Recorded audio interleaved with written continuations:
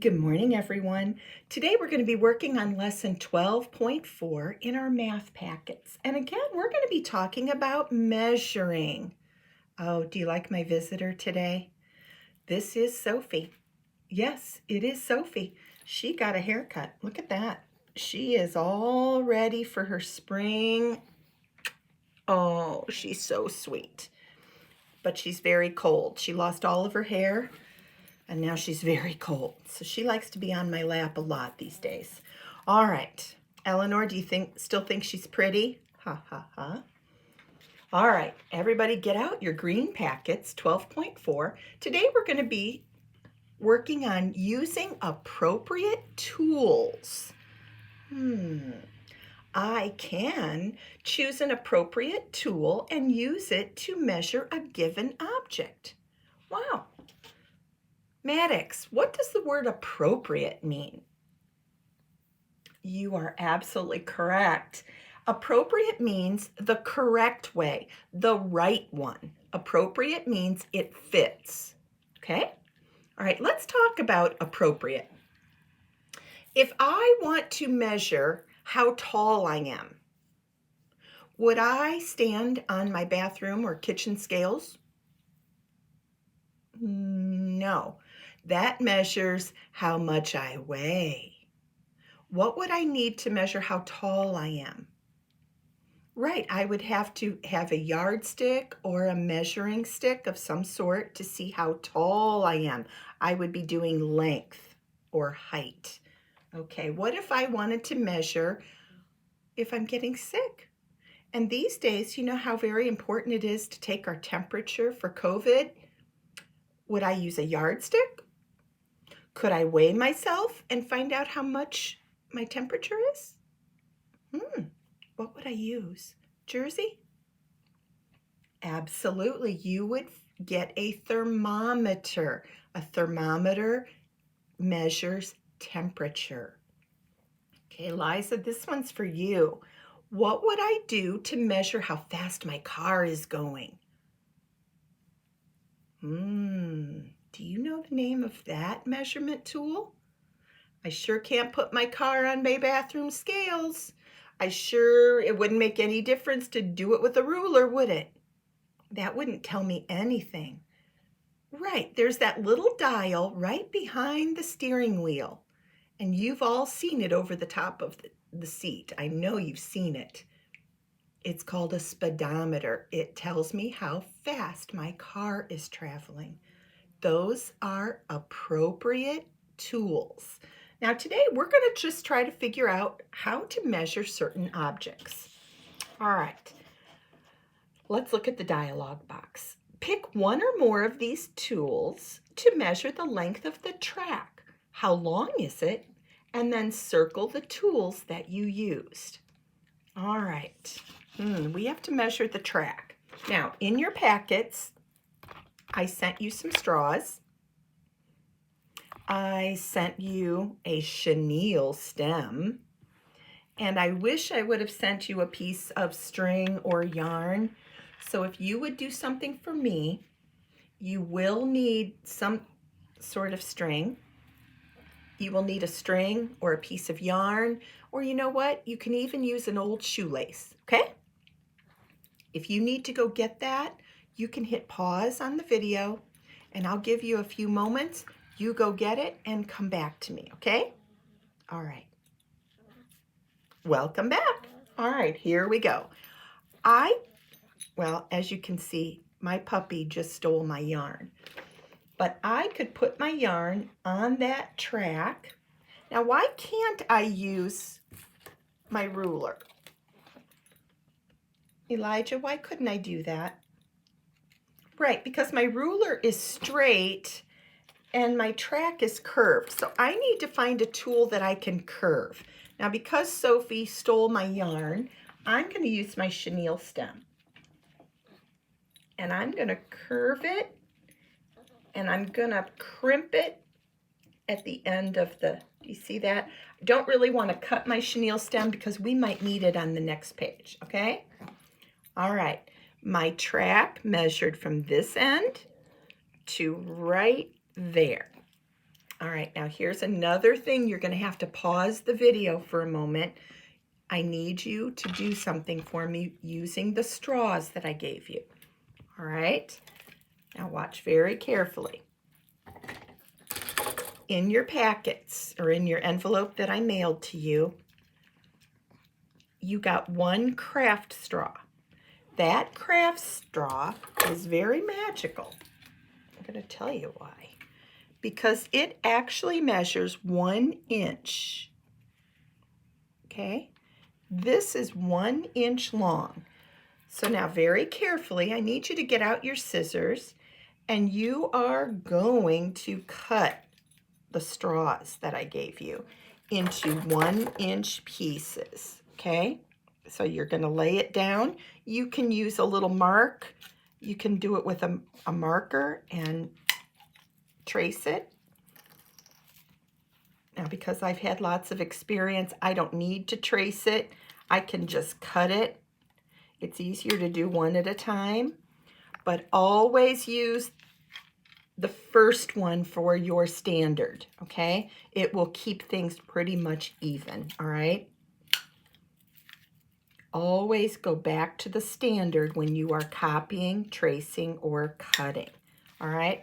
All right, I've got a handful of these now, and these are going to be very important because we're going to use those in our next activity, all right? So you can hit pause. Why don't you go cut your straws into 1 inch pieces? If you need mom, dad, or big sister or brother to help you, that would be fantastic. Hit pause and come back to me. All right, everybody's back. Everybody's got a little handful of cut straws. All right, now remember we measured with our chenille stem, and I'll give you a moment to do that as well. Excuse me, I don't have COVID. I just need my 2 Tums, right, Noelle? All right. Now, I'm not going to cut this. I'm just going to crimp it. That means to fold it, okay? Now, I want you to put straws on your chenille stem. If you are using a string, you may use a string. It's just a little bit harder to get the straws. It's very easy to put straws on chenille stems.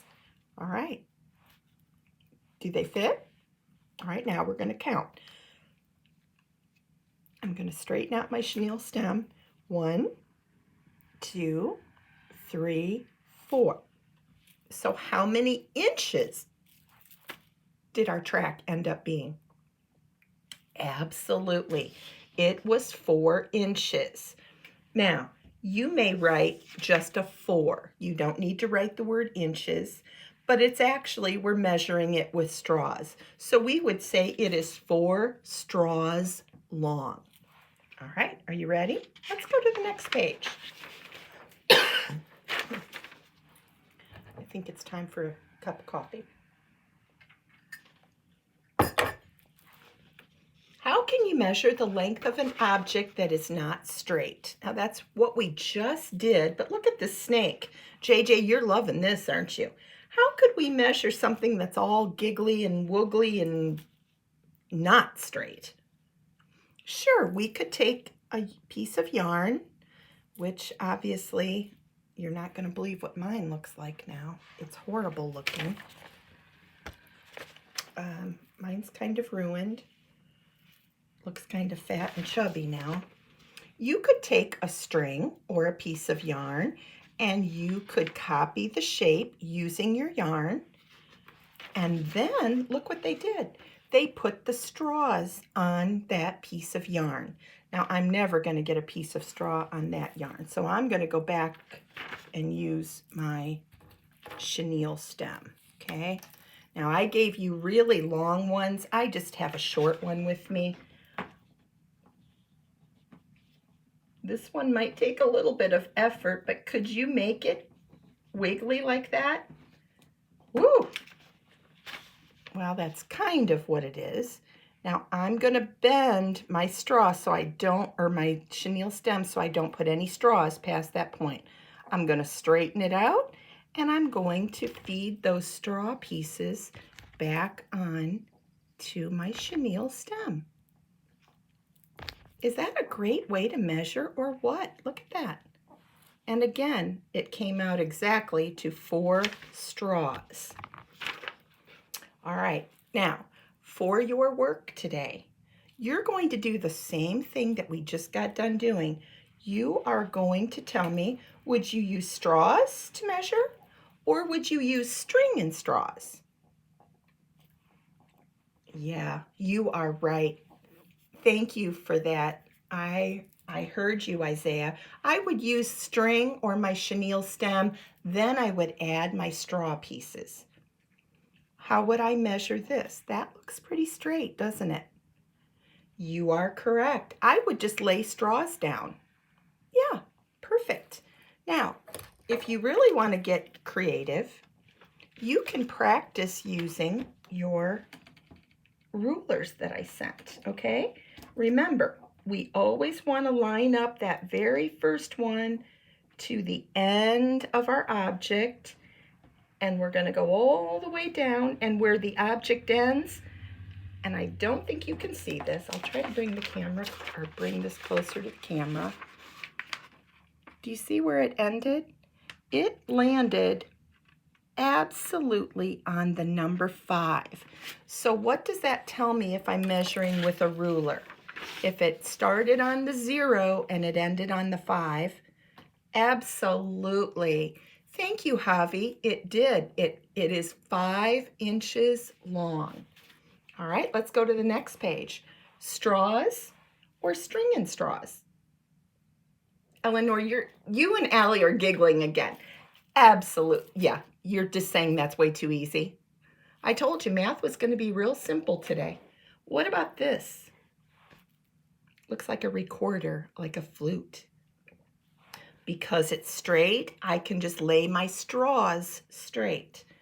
What about my flower? Well, the top of it is curved, but I'm trying to measure how tall my flower is. Absolutely. Thank you, Caden. You would just lay straws down. And how I would do that, I would place one right on my paper. Am I going to get 2 on that one? No, it's a little bit more than 1, isn't it? It's about 1 straw. Ooh, how would I measure that alligator? Let's see, who haven't I picked on today? Emery. How would I measure this dragon or whatever he is? He's really ugly. Lizard. Ooh. I would measure him using string and straws or my chenille stem. Okay, pretty easy, right? All right, let's go to the back page. And guess what? I only want you to do number 9. You do not need to do the top. I want you to do the bottom, and you are going to have to measure those paths. And you're going to tell me how long each path is, okay? And then you have to tell me which one's longer. So longer means the one with the most distance, the most length. Longer means the higher number, right? Okay. I trust that you're going to get an A+++ on this math lesson today. All right. Now tomorrow, probably won't be putting a video on tomorrow because it's a review lesson. Okay. And I only want you to review for 15 minutes. Okay.